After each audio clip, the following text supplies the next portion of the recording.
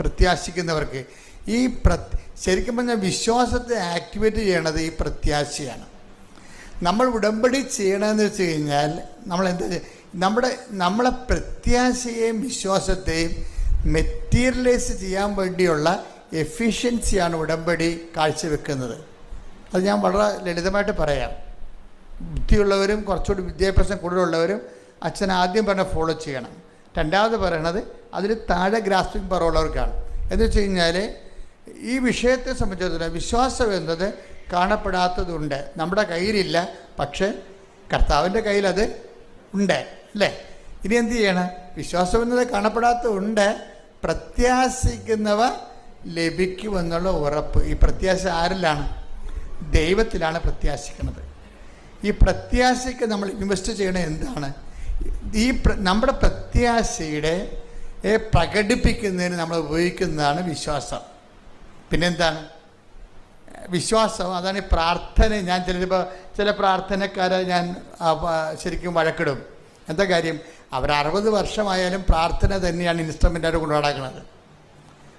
60 വർഷമായാലും അവർക്ക് പ്രാർത്ഥന, അവർക്കതേ അറിയാൻ പാടുള്ളത്. പക്ഷെ ഒരു മേജർ സബ്ജക്റ്റിനെ അഡ്രസ്സ് ചെയ്യാൻ പ്രാർത്ഥന ചിലപ്പോൾ പരാജയമായിരിക്കും. എന്താ കാര്യം? പ്രാർത്ഥന വർക്കൗട്ട് ചെയ്യേണ്ടത് വിശ്വാസത്തിലാണ്.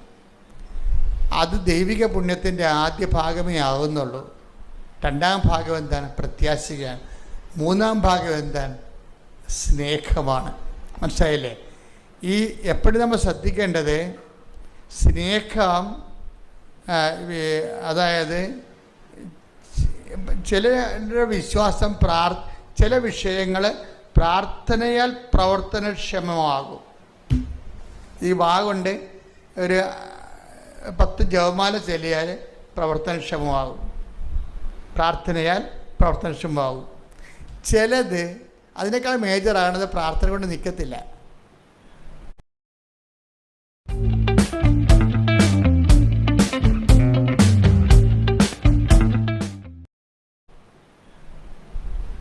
മനസ്സിലായില്ലേ? പിശാചിനെ പുറത്താക്കുന്ന കാര്യം പറയുമ്പോൾ എന്തുകൊണ്ടാണ് ഞങ്ങൾക്ക് പിശാചിനെ പുറത്താക്കാൻ കഴിയാതിരുന്നതെന്ന് പറയുമ്പോൾ അതൊന്ന് വായിച്ചേ, ആ ഭാഗം ഒന്ന് വായിച്ചേ.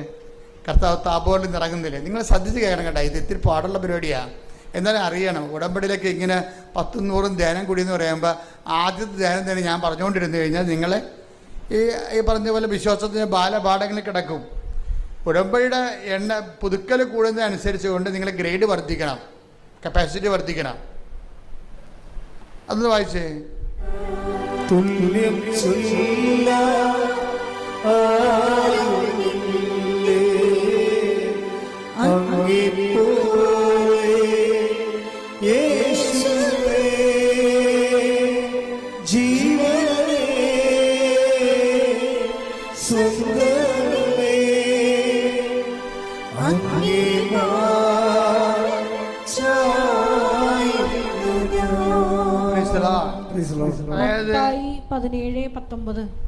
മത്തായി 17:19 വായിച്ചോളൂ. അനന്തരം ശിഷ്യന്മാർ തനിച്ച് യേശുവിനെ സമീപിച്ച് ചോദിച്ചു.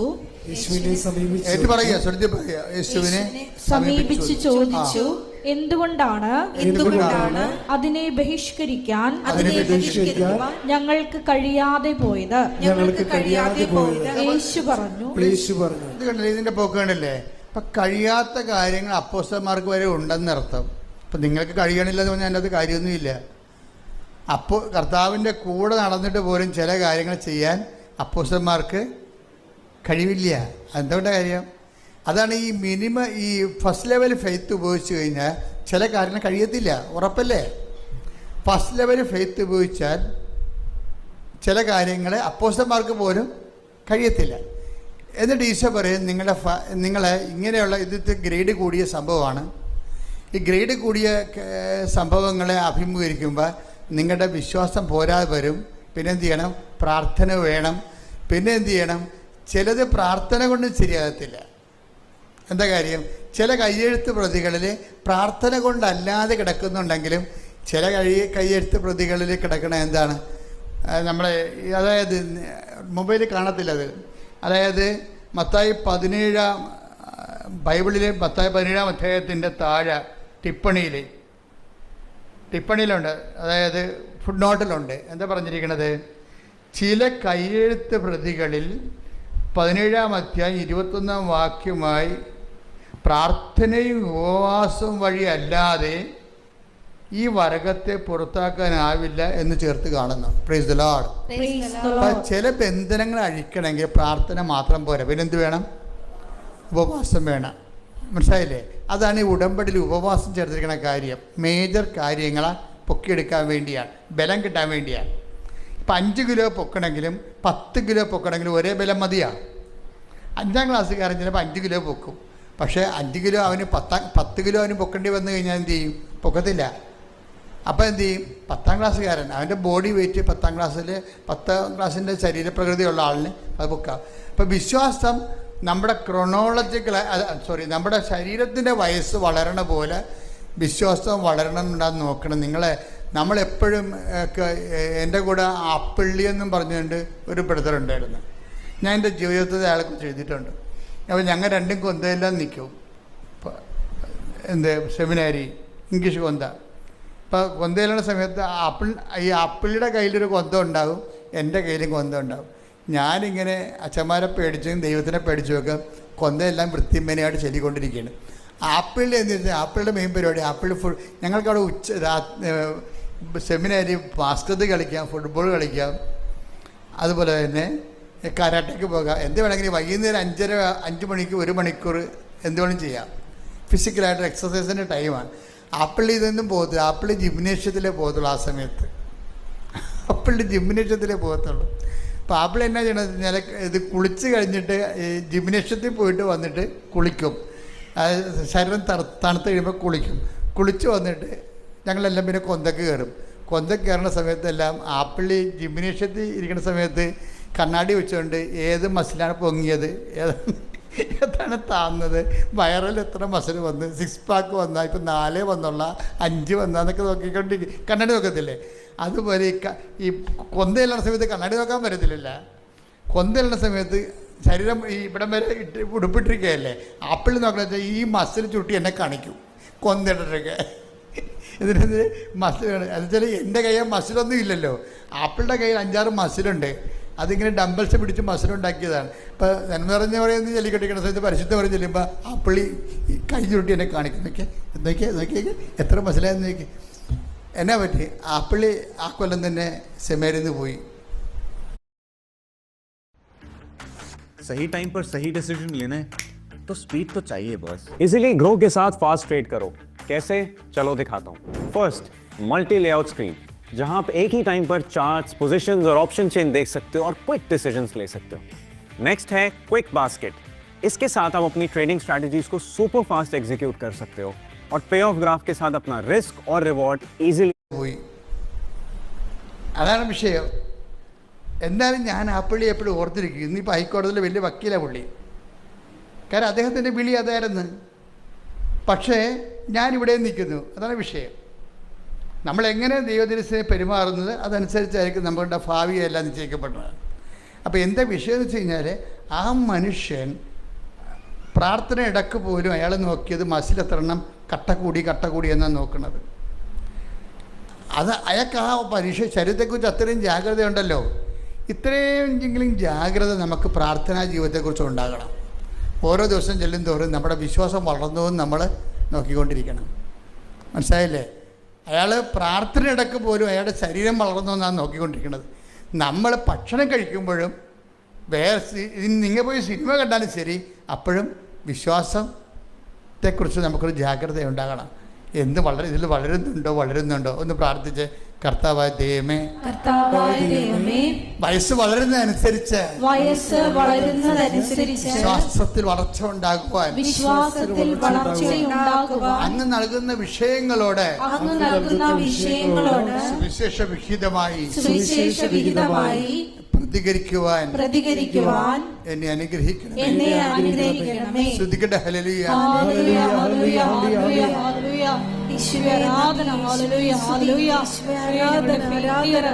വളരെ മുകളിലായി ഇപ്പോഴും നിൽക്കുവാൻ ഈ ആരാധനയിലൂടെ അധിക അഭിഷേകം ഞങ്ങൾക്ക് നൽകണമേ. Hallelujah, hallelujah.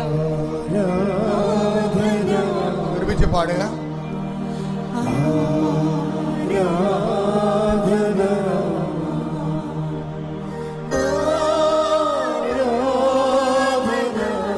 കൊണ്ട് വിഷയം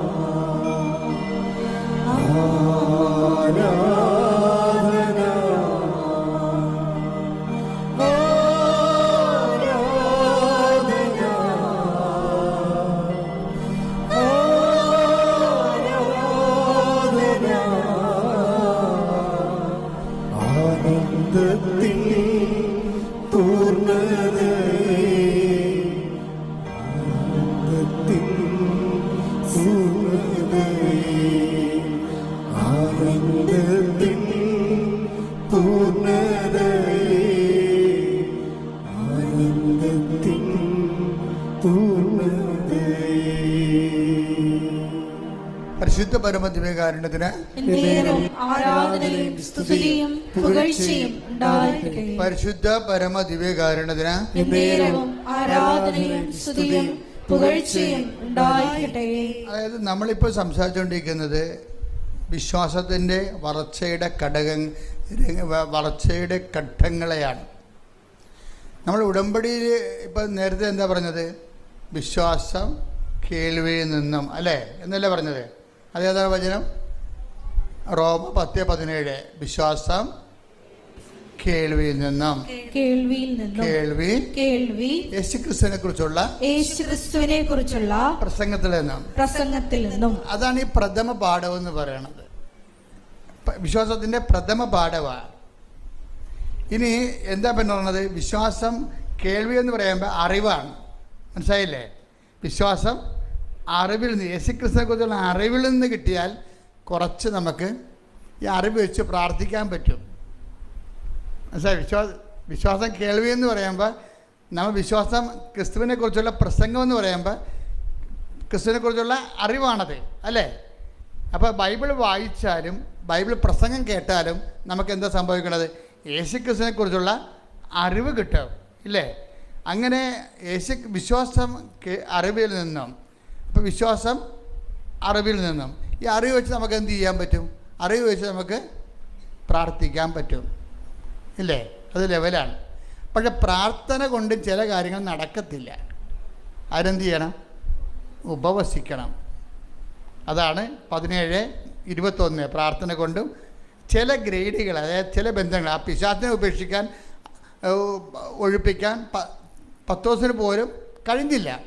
അപ്പോൾ അവർ ചോദിച്ച ഒരു പ്രോബ്ലം ഉണ്ടല്ലോ, കർത്താവിനോട് ചോദിച്ചേ, കർത്താവ് എൻ്റെ വിശ്വാസ വളർച്ചയിലൊരു പ്രോബ്ലം ഉണ്ട്, എന്തുകൊണ്ടാണ് ഞങ്ങൾക്കതിനെ ഒഴിപ്പിക്കാൻ ആ ഒരു പ്രശ്നത്തിൽ നിന്ന് രക്ഷപ്പെടാൻ കഴിയാതിരുന്നത്? അപ്പം നിങ്ങൾ പല പ്രശ്നങ്ങൾ എഴുതിയിട്ടില്ലേ ഉടമ്പടിയിൽ, ഇല്ലേ? ചിലത് നിങ്ങൾക്ക് നടക്കത്തില്ല. അതെന്താ കാരണം? അതാണ് അപ്പോസ്തലന്മാർ ചോദിക്കണത്, എന്തുകൊണ്ടാണ് ഞങ്ങൾക്കതിനെ ഒഴിപ്പിക്കാൻ കഴിയാതിരുന്നതുകൊണ്ട്? അപ്പോൾ കർത്താവ് എന്താ പറയണത്? നിങ്ങൾക്ക് വിശ്വാസം കുറവേ ഉള്ളതാണ് കാരണം, അല്ലേ? അതിന് മറുപടി പറഞ്ഞത് എന്താണ്? 17:20. യേശു പറഞ്ഞു നിങ്ങളുടെ അല്പവിശ്വാസം കൊണ്ട് തന്നെ. അപ്പോൾ എന്താ പ്രശ്നം? ഈ പ്രാർത്ഥനയിലൂടെ ആക്ടിവേറ്റ് ചെയ്യുന്ന ഫെയ്ത്ത്, അതായത് പ്രഥമ പാഠം എന്താണ്? വിശ്വാസത്തിൻ്റെ പ്രഥമ പാഠം എന്ന് പറഞ്ഞിട്ടില്ലേ? അതായത് അത് ഹെബ്രായർ എത്രയാണ്? 6.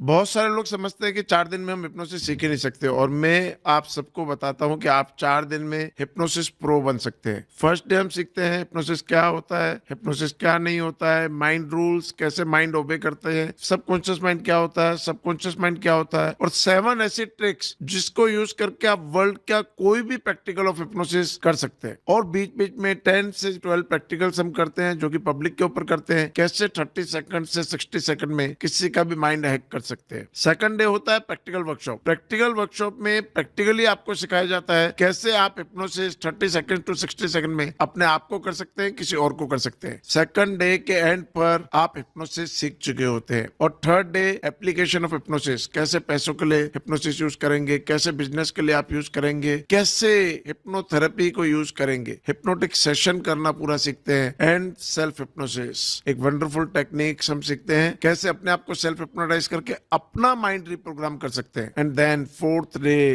डे मैं आपको बताऊंगा कि आपकी लाइफ का वो बेस्ट दिन होगा, क्योंकि हम थर्ड आई को एक्टिवेट करते हैं, साइकिक पावर्स को एनेबल करते हैं, टेलीपैथी, माइंड रीडिंग, टेलीकाइनेसिस, किसी का भी पास्ट प्रेजेंट फ्यूचर देखना। फोर्थ डे एक मिरेकलस डे होगा आपके जीवन का, एंड एक कंप्लीट हिप्नोटिक प्रो आप बन चुके होंगे इन 4 दिनों में।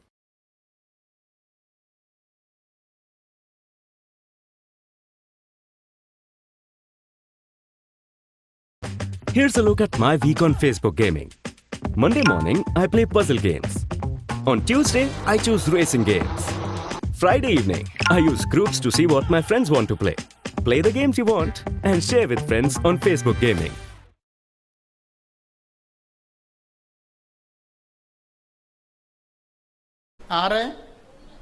ഹെബ്രായർ 6:1 വായിച്ചേ.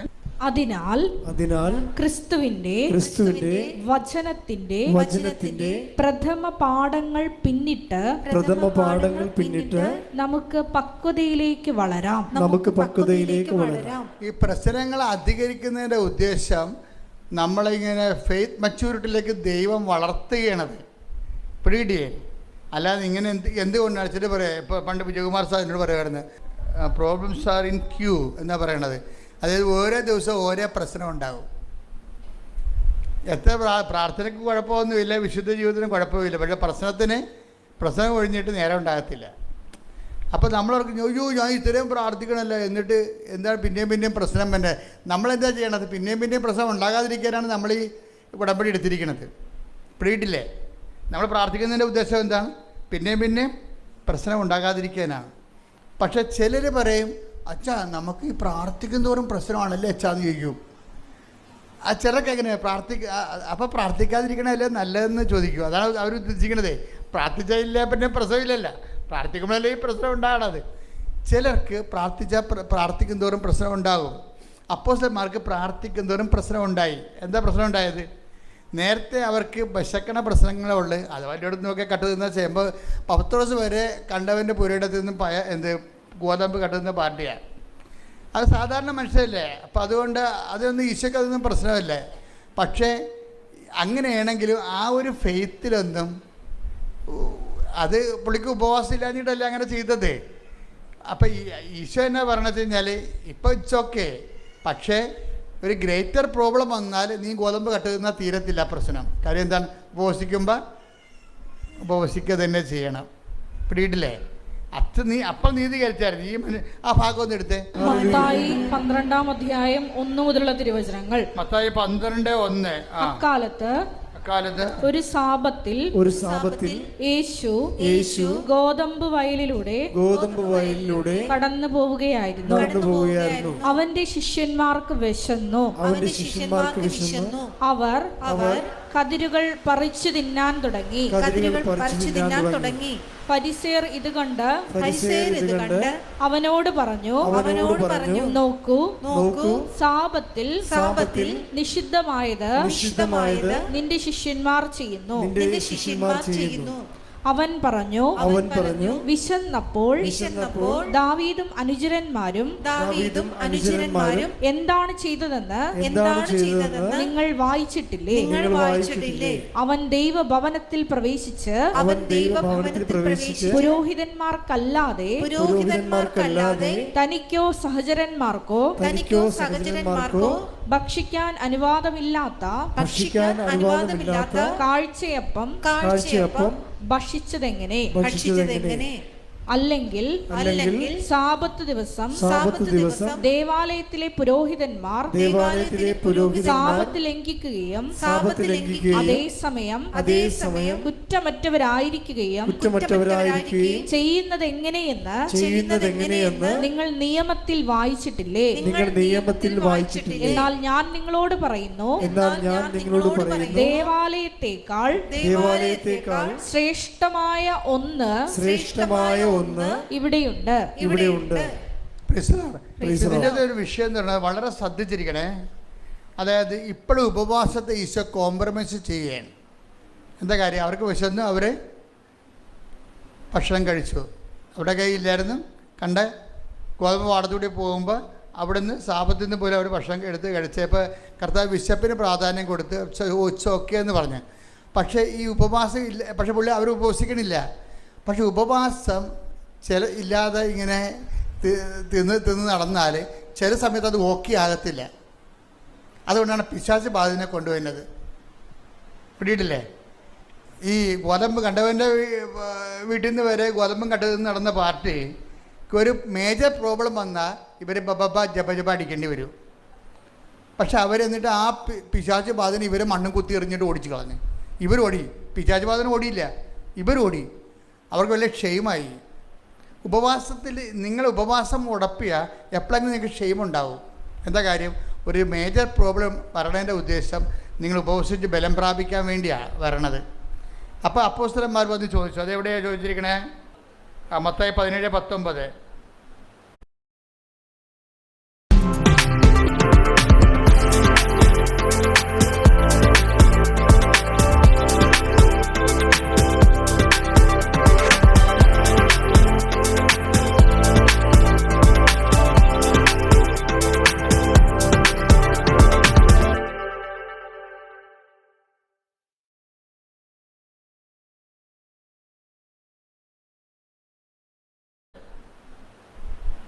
അനന്തരം ശിഷ്യന്മാർ തനിച്ച് യേശുവിനെ സമീപിച്ച് ചോദിച്ചു, എന്തുകൊണ്ടാണ് അതിനെ ബഹിഷ്കരിക്കാൻ ഞങ്ങൾക്ക് കഴിയാതെ പോയത്? യേശു പറഞ്ഞു, നിങ്ങളുടെ അല്പവിശ്വാസം കൊണ്ട് തന്നെ. അപ്പോൾ ഈ ഉപവാസത്തിൽ സ്കൾക്കിങ് ഉണ്ടാക്കുന്നത് എന്തുകൊണ്ടാണ്? അല്പവിശ്വാസമാണെന്ന് മനസ്സിലായില്ലേ? ഇപ്പം ഇതിങ്ങനെയാണ് കർത്താവ് നമ്മളെ പഠിപ്പിക്കുന്നത്. ഇപ്പം നിങ്ങൾ ഉപവസിക്കണില്ല, ഉഴപ്പി. അപ്പോൾ നിങ്ങൾ പറയാം, ആൾക്ക് 60 വയസ്സായി, എനിക്ക് ഉപവസിക്കേണ്ട കാര്യമില്ലെന്ന് പറയും. ഒരാൾ പറയാം, എനിക്ക് രോഗമാണ്, സഭ പറഞ്ഞിട്ടുണ്ട് രോഗികൾക്ക് ഉപവസിക്കേണ്ട കാര്യമില്ലെന്ന്. അപ്പോൾ എന്തെങ്കിലും മുട്ടായി വിത്തിയൊക്കെ എടുത്തിട്ട് മുടന്തന്യായം പറഞ്ഞിട്ട് നമ്മൾ ഉത്തരവാദിത്തം സ്കൾക്ക് ചെയ്യും. അതിൻ്റെ കാര്യം എന്താണ്? എന്തുകൊണ്ടാണ് ചെയ്യാൻ പറ്റാവന്? അല്പവിശ്വാസമാണ്. ചില ഉടമ്പടി എടുക്കുന്നുണ്ട്, പക്ഷെ ഉപവസിക്കണില്ല. അതിൻ്റെ കാര്യം എന്താണ്? അപ്പോൾ നിങ്ങൾക്ക് മേജർ പ്രോബ്ലത്തെ കൈകാര്യം ചെയ്യാൻ പറ്റത്തില്ല. എന്തുകൊണ്ടാണ് ഞങ്ങൾക്ക് അതിനെ ബഹിഷ്കരിക്കാൻ കഴിയാതിരുന്നത്? ഇപ്പോൾ കർത്താവ് എന്താ പറയണത്? 17:21. അതായത് പ്രാർത്ഥനയും ഉപവാസവും കൊണ്ടല്ലാതെ നിങ്ങൾക്കതിനെ ബഹിഷ്കരിക്കാൻ കഴിയുകയില്ല. അപ്പോൾ ഉപവാസം രംഗത്ത് വന്ന് കർത്താവ് 17 മത്തായി 12 കോംപ്രമൈസ് ചെയ്ത ഉപവാസം ഇപ്പം എന്താണ്? മസ്റ്റായിട്ട് വന്നു. 4ാം ക്ലാസ്സിൽ പഠിക്കേണ്ടെന്ന് പറഞ്ഞ് വിട്ട ലെസനാണ്. പക്ഷേ എപ്പോഴായാലും പഠിക്കാതെ പറ്റത്തില്ല. 10ാം ക്ലാസ് ആയപ്പോൾ ആ ലെസൺ വീണ്ടും ചോദിച്ചു. 4ാം ക്ലാസ് ആയതുകൊണ്ടാണ് അത് പഠിക്കേണ്ടെന്ന് പറഞ്ഞത്. അത് നിനക്ക് തലേ കയറത്തില്ലെന്ന് പറഞ്ഞത്. പക്ഷെ പഠിക്കാതെ മുന്നോട്ട് പോകാൻ പറ്റത്തില്ല. ഉപവാസത്തെ നമുക്ക് സ്കൾക്ക് ചെയ്യാൻ പറ്റത്തില്ല. ഇനി എന്താ പ്രോബ്ലം എന്ന് വെച്ച് കഴിഞ്ഞാൽ, ഈ ഉപവാസവും പ്രാർത്ഥനയും എന്ന് പറയുമ്പോഴും വരുന്നൊരു വിശ്വാസം എന്ന് പറയണത്, പ്രാർത്ഥനയെന്ന് പറഞ്ഞാൽ വിശ്വാസം കൊണ്ടല്ലേ ആൾക്കാർ പ്രാർത്ഥിക്കണത്. പിന്നെ എന്താണ്? ഉപവസിക്കണത് എന്താണ്? പ്രത്യാശിച്ച ആൾക്കാരെല്ലാവരും ഉപവാസത്തോടെയാണ് കർത്താവിനെ കാത്തിരുന്നത്. മനസ്സിലായില്ലേ? ഇപ്പം മാതാവൊക്കെ എന്ത് ഉപവാസത്തിൻ്റെ ആൾക്കാരാണ്. എല്ലാ ചേടത്തിമാരും എല്ലാ സ്ത്രീകളും കർത്താവ് ദൈവപുത്രൻ അവിടെ ഉദരത്തിൽ ജനിക്കുമെന്ന് വിചാരിച്ചുകൊണ്ട് ഉപവസിച്ചുകൊണ്ടിരുന്നതാണ്. ഉപവാസം എന്ന് പറഞ്ഞാൽ കാത്തിരിപ്പാണ് ഉദ്ദേശിക്കുന്നത്, പ്രത്യാശയാണ്. മനസ്സിലായില്ലേ? ഉപവാസം എന്ന് പറഞ്ഞാൽ എന്തിനാണ് നമ്മൾ ഉപവസിക്കണത്? പ്രത്യാശയുടെ പ്രകടന രൂപമാണ് ഉപവാസം. അല്ല പട്ടിണി എന്നിട്ട് നമ്മൾ വയറും കുഞ്ഞിട്ട് കർത്താവ് ഞാൻ കട്ടപ്പെട്ട കണ്ടില്ല കർത്താവ്, ഈ ത്യാഗമെങ്കിലും കണ്ട് കർത്താവ് എന്നെ എന്തെങ്കിലും സഹായിക്കും, അതിനല്ല ഉദ്ദേശിക്കുന്നത്. ഉപവാസം എന്ന് പറയുന്നത് പ്രത്യാശ എന്ന പുണ്യം ആക്ടിവിറ്റി ചെയ്യണം. നമ്മൾ ആദ്യം പ്രാർത്ഥിച്ചു അല്ലേ? പ്രാർത്ഥന എന്താണ്? വിശ്വാസം എന്ന പുണ്യമാണ് പ്രാർത്ഥനയിലൂടെ നമ്മൾ ആക്ടിവിറ്റി ചെയ്യണത്. ഉപവാസം എന്താണ്? പ്രത്യാശ എന്ന പുണ്യം നമ്മൾ ആ ആക്ടിവിറ്റി ചെയ്യും. കാരണം എന്താണ്? പിതാക്കന്മാർ എല്ലാവരും പ്രാർത്ഥിച്ച് ഉപവസിച്ചുമാണ് ദൈവത്തിൻ്റെ അനുഗ്രഹങ്ങളെ കാത്തിരുന്നത്. ഇന്ന് സ്തുതിക്കട്ടെ. ഹല്ലേലൂയ.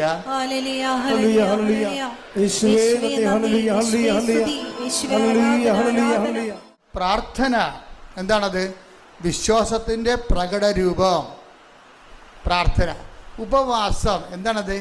പ്രത്യാശയുടെ പ്രകടരൂപം. നമ്മൾ ഉപവസിച്ച് എന്താ അർത്ഥം? നമ്മൾ പട്ടിണി നിന്നിട്ട് ദൈവത്തിന് കിട്ടാനാ?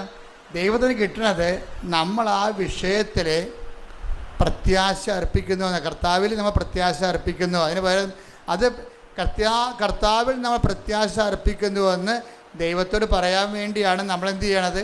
ഉപവസിക്കണത്. റെഡിയാ? അപ്പോൾ ഉപവസിക്കണത് എന്തിനാണ്? പ്രത്യാശ എന്ന പുണ്യം. ഇപ്പം നമ്മൾ ജപമാല പ്രാർത്ഥിക്കുമ്പോൾ എന്താ? ഞങ്ങൾ പ്രത്യാശ എന്ന പുണ്യമുണ്ടായി വർദ്ധിക്കുവാൻ നിരത്തിക്കുവാനോട് അപേക്ഷിക്കണമേ. അതുതന്നെയാണ് നമ്മൾ ഉപവസിച്ചുകൊണ്ട് ദൈവത്തോട് പറയുന്നത്. എന്താണ്? ഞാൻ ഉപവസിക്കുന്നു. കാര്യം എന്താണ്? നിന്നിലുള്ള എൻ്റെ പ്രത്യാശയെ ഞാൻ പ്രകടിപ്പിക്കുന്നു. മനസ്സിലായില്ലേ? അപ്പം ഇപ്പോൾ ഓരോ പ്രോബ്ലംസിനും കറസ്പോണ്ടായിട്ടുള്ള മെഷീനറിയാണ് ഉപയോഗിക്കേണ്ടത്. ഇപ്പോൾ ചില സ്ക്രൂ ഒക്കെ തിരിക്കാൻ സ്ക്രൂ ഡ്രൈവർ ഒരു 8-ൻ്റെ സ്ക്രൂ തന്നെ സ്പാനർ എടുക്കുമ്പോൾ 8-ൻ്റെ സ്പാനർ എടുത്തതെന്ന് പറയത്തില്ലേ? അപ്പോൾ അത് 8-ൻ്റെ തിരിച്ച് കഴിഞ്ഞാൽ തിറങ്ങും. ചിലത് പറയും ഇത് 8-ൻ്റെ പിടിക്കണില്ല 14-ൻ്റെ എടുക്കാൻ പറയും. അപ്പോൾ മെക്കാനിസ്റ്റുകൾ ഉടനെ 14-ൻ്റെ എടുത്ത് കൊടുക്കും. അപ്പോൾ 14 വിട്ട് തിരിക്കും. അപ്പോൾ ചിലത് പ്രാർത്ഥന കൊണ്ട് നടക്കത്തില്ല, 8-ൻ്റെ കൊണ്ട് നടക്കത്തില്ല. പിന്നെ എന്ത് ചെയ്യും? ഉപവാസം കയറ്റിവിടും 14-ൻ്റെത്. ചിലത് 14-ൻ്റെ കൊണ്ട് നടക്കത്തില്ല. ചില ഡ്രില്ലർ കൊണ്ടുവന്നിട്ട് തിരിക്കേണ്ടി വരും ആ സാധനം. അതിനാണ് സ്നേഹം എന്ന് പറയണത്. വിശ്വാസം അറിവ് കൊണ്ട് വിശ്വാസത്തിന് ആദ്യ നിലവാരം പ്രഥമ പാഠങ്ങൾ എന്തിനുള്ളതാണ്? പിന്നിടാൻ വേണ്ടിയുള്ളതാണ്, തള്ളിക്കളയാൻ വേണ്ടിയുള്ളതാണ്. അവിടെ 90 വയസ്സ് വരെ പ്രഥമ പാഠം കടിച്ചതും കിടക്കരുത്. 90 വയസ്സായി ഇപ്പോഴും വിശ്വാസത്തിൻ്റെ പ്രഥമ പാഠമാണ്. എന്താ പ്രശ്നം? നിങ്ങൾ ഈ ഭൗതിക അനുഗ്രഹങ്ങൾ മാത്രം ആഗ്രഹിച്ചാണ് ഇത് കർത്താവിൽ വന്നിരിക്കണമെന്നുണ്ടെങ്കിൽ ചില ആൾക്കാർ സാത്താൻ ഭക്ഷണത്തിന് പോയില്ലേ? അവരെയൊക്കെ അറിയാം ഈ ജീവിതം മാത്രമേ അവനെയൊക്കെ ഉള്ളെന്നറിയാം. അതുകൊണ്ട് സാത്താനെങ്കിൽ സാത്താൻ, കള്ളനോട്ടെ, കരിഞ്ചന്ത. അപ്പോൾ അവിടെ പോയാൽ പിന്നെ പ്രാർത്ഥന പോലും ആവശ്യമില്ല. അതില്ല. പോക്കൃത്തരക്കാണ് ജീവിക്കുക. 5 പെണ്ണുങ്ങളെ 10 പെണ്ണുങ്ങളെ ഉപയോഗിക്കാം, 10 ആണുങ്ങളെ ഉപയോഗിക്കാം, എത്ര വേണമെങ്കിൽ ഡൈവേഴ്സ് ചെയ്യാം. നമുക്ക് ബിസിനസ് വളർന്ന് ഇവിടെ സാത്താൻ്റെ അടുത്ത് വരുമ്പോൾ ഈ ഉപവാസവും ഇല്ല, പ്രാർത്ഥനയും ഇല്ല, ഒരു പ്രശ്നവും ഇല്ല. വൃത്തികെട്ട എല്ലാത്തരം പരിപാടിയും കാണിച്ചാലും ശരി, അതനുസരിച്ചുകൊണ്ട് ഭൗതിക ഉയർച്ച ഉണ്ടാകും. അതുകൊണ്ടാണ് ബൈബിൾ പറയണത്. ഈശോ എപ്പോഴും ചോദിക്കുന്ന ഒരു ചോദ്യമുണ്ട്. എന്താണ്? Do you want to go? നിങ്ങൾക്കും പോകണമെന്ന് ഉണ്ടോ? എപ്പോഴും നമ്മളോട് നമ്മുടെ സിലബസ് വലുതാക്കിക്കൊണ്ട് കർത്താവ് ചോദിക്കുന്ന കാര്യം എന്താണ്? നിങ്ങൾക്കും പോകണമെന്നുണ്ടോ? അപ്പോൾ എപ്പോഴും അതൊരു ചോദ്യമാണ്. അപ്പോഴേ കുറേ പേര് പോകും അല്ലേ?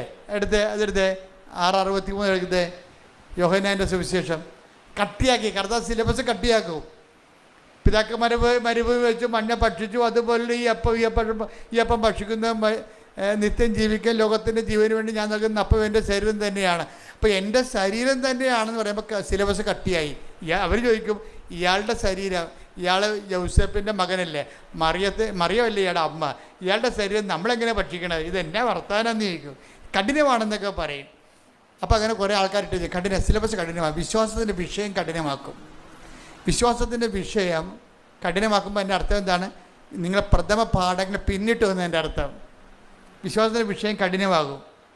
അപ്പം അതിൻ്റെ പ്രഥമ പാഠങ്ങൾ പിന്നിട്ട് എന്താണ്? ഇനി പക്വതയാണ് ഉള്ളതാണ്. അടയാളമില്ലാത്ത കാലം അമ്മയോടൊപ്പം എന്ന് പറഞ്ഞ് എനിക്കൊരു പുസ്തകമുണ്ട്. അതായത് പക്വതയ്ക്ക് വളരുമ്പോൾ പിന്നീട് ആ ഒരു ഭാഗം എടുത്ത് യോഹന്നാൻ 6:67.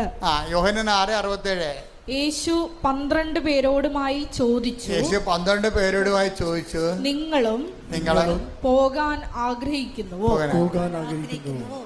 അപ്പൊ നമ്മൾ ഇടയ്ക്ക് ഇങ്ങനെ കൊടയും. എൻ്റെ അർത്ഥം എന്താ? ഇട്ടും പോടാന്ന് എൻ്റെ അർത്ഥം. ഇനിയുള്ള പാഠം നിങ്ങൾ നിൽക്കണമെന്നില്ല, കരുതത്തിൽ കട്ടിയാണ്. കർത്താവിൻ്റെ ഉദ്ദേശം എന്ന് പറയുന്നത് അതാണ്. പ്രഥമ പാഠങ്ങൾ പിന്നിടുമ്പോൾ നമുക്ക് എപ്പോഴും ഒരു ഡ്രൈനെസ് തോന്നും. നമ്മൾ ഇപ്പോൾ കുറേ പ്രാർത്ഥിക്കുന്നു, ചില സമയത്തൊക്കെ ആത്മീയ വരൾച്ച തോന്നും. അച്ഛന്മാർക്കൊക്കെ എപ്പോഴും തോന്നും. കാര്യം അവർ കടകടാന്നിങ്ങനെ വളരണ കാരണം വളർച്ചയുടെ ഘട്ടത്തിൽ ഭയങ്കരമായിട്ട് അയ്യോ ദൈവം ഉണ്ടോ എന്നൊക്കെ ചോദിച്ചു പോകും. ആരും കുഴപ്പമില്ല, വിശുദ്ധന്മാർക്കും തോന്നിയായിരുന്നു, ജോൺ ഓഫ് ദി ക്രോസിനും തോന്നിയായിരുന്നു. അയാൾ പറഞ്ഞത് dark night of the soul എന്ന് പറയും, ആത്മാവിൻ്റെ രാത്രി. ദൈവത്തെക്കുറിച്ച് ഒരു പിടിയും കിട്ടണില്ല. ഇത്രയും നാൾ ജീവിച്ചു, ഭയങ്കര വിശുദ്ധിയോട് ജീവിച്ചു. പക്ഷെ ചില സമയത്ത് ലെഫ്റ്റ് ഇൻ ദി എയർ, ദൈവം ഉണ്ടോ എന്ന് പോലും സംശയമാണ്. വളർച്ചയുടെ പാഠങ്ങൾ. അപ്പോൾ ട്രാൻസിഷൻ പീരീഡിൽ എപ്പോഴും ഇതുപോലെ വാക്കംനെസ് ഉണ്ടാവും. അതായത് നമ്മൾ വിശ്വാസത്തിൻ്റെ പ്രഥമ പാഠങ്ങൾ. ഇപ്പം നിങ്ങൾ ആദ്യം എന്താ ചെയ്യണത്? അറിവും പ്രാർത്ഥനയും, അതിൻ്റെ പാഠം കഴിഞ്ഞിട്ട് ഉപവാസവും പ്രത്യാശയും, ഇല്ലേ? അതിൻ്റെ പാഠവും കഴിഞ്ഞു പോകും. ഇനി എന്താണ്? പ്രാർത്ഥനയും കൊണ്ട് ഉപവാസം കൊണ്ട് നിൽക്കാത്ത കാര്യങ്ങൾ വരും. 17:21 എന്താ പറയണത്? പ്രാർത്ഥന കൊണ്ട് ഉപവാസം കൊണ്ട് മാത്രമേ ഇവറ്റകൾ പുറത്തു പോകത്തുള്ളൂ. ഇനി പ്രാർത്ഥന കൊണ്ട് ഉപവാസം കൊണ്ട് നിൽക്കാത്ത കാര്യം വരും. അതിനാണ് ഈ പുള്ളിക്കാരൻ കമന്നൊക്കെ വീഴണത്. കണ്ടില്ലേ?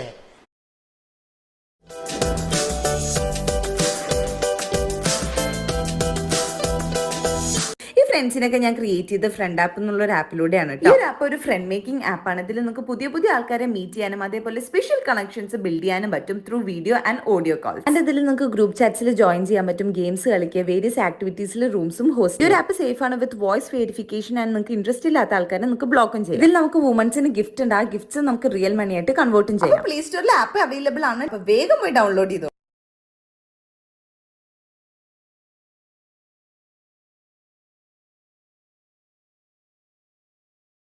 കണ്ടില്ലേ?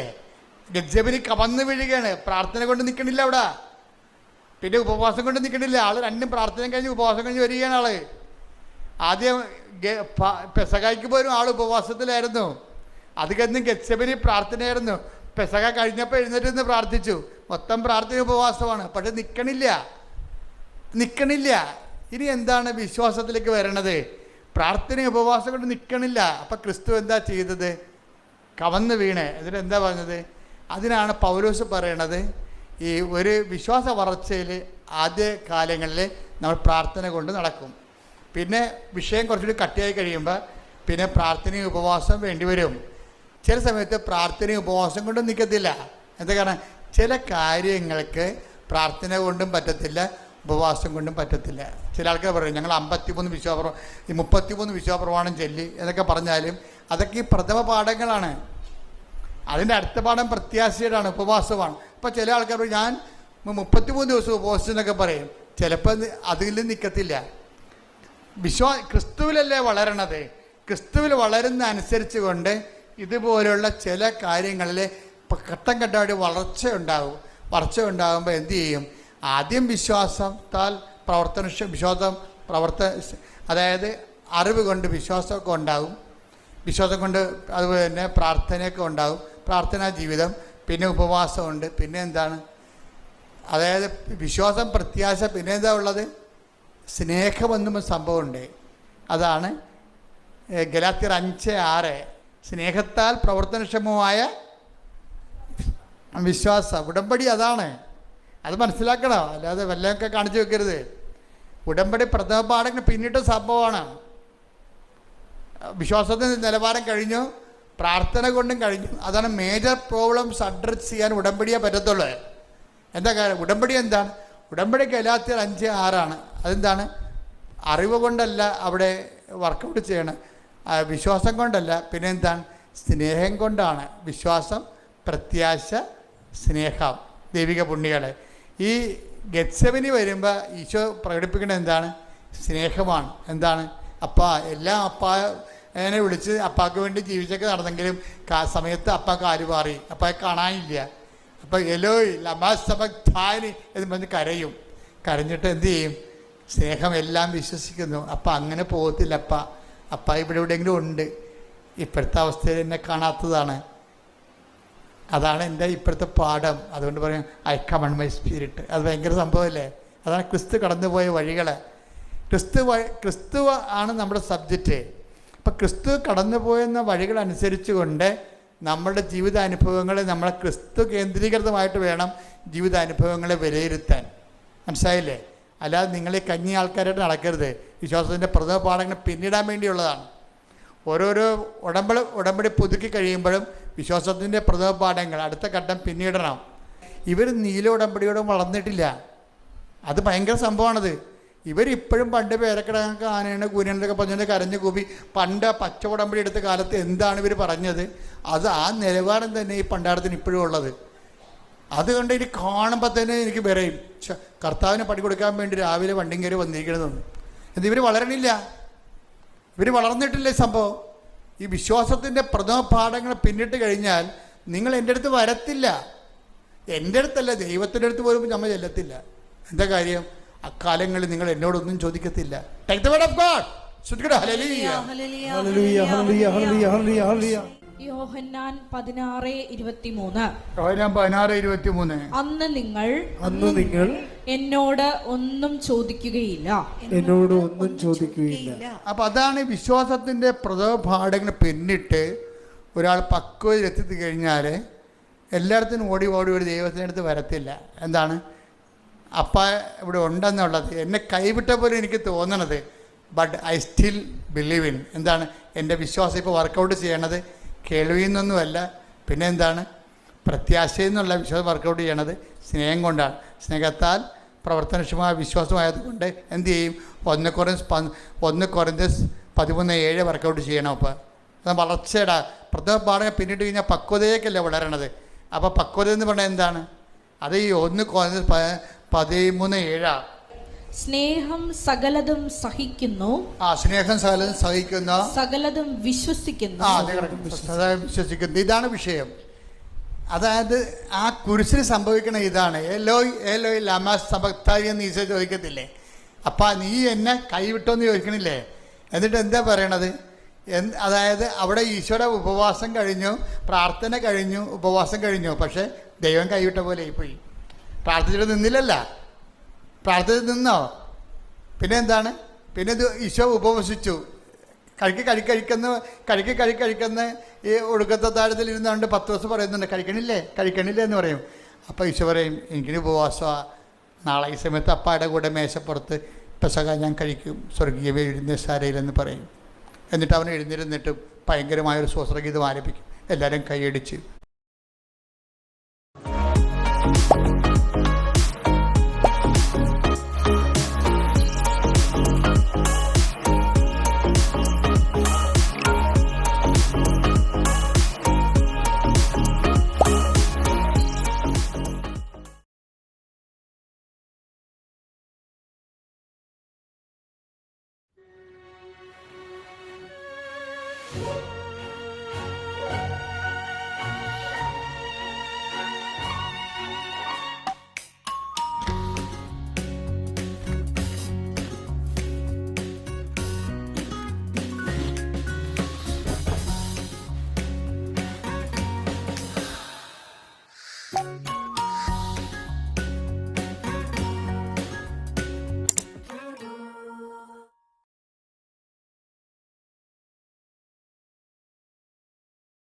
എല്ലാവരും കൈയടിച്ച് പ്രാർത്ഥിച്ചുദിച്ച് പുറത്തു പോകും. കുറച്ച് കഴിയുമ്പോൾ അവൻ താഴെ വീഴും.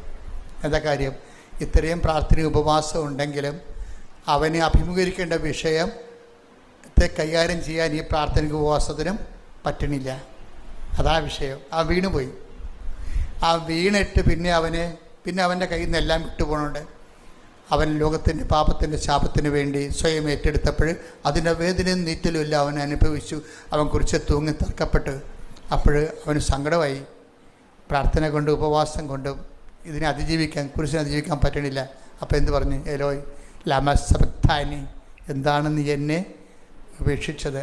അപ്പോൾ പരിശുദ്ധാത്മാവ് വിട്ടുപിരിയാതെ നിന്നിട്ട് പറഞ്ഞു,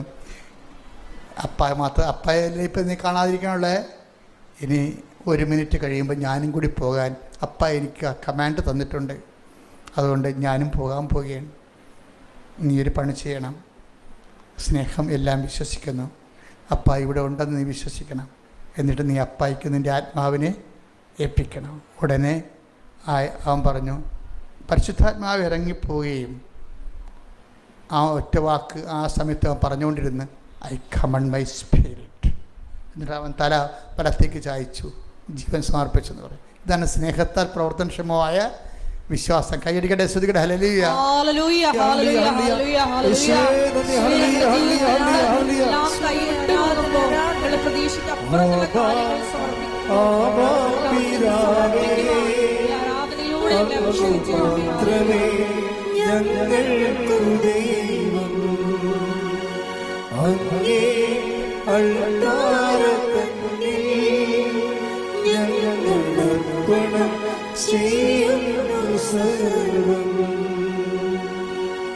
ഇതിൻ്റെ വിഷയം എന്ന് പറയണത്, ഉടമ്പടി എപ്പോഴും ടാർഗറ്റ് ചെയ്യുമ്പോൾ അതെന്താണ്? ഉടമ്പടി എന്താണ്? സ്നേഹത്താൽ പ്രവർത്തനക്ഷമമായ വിശ്വാസത്തിലേക്കുള്ള യാത്രയാണത്.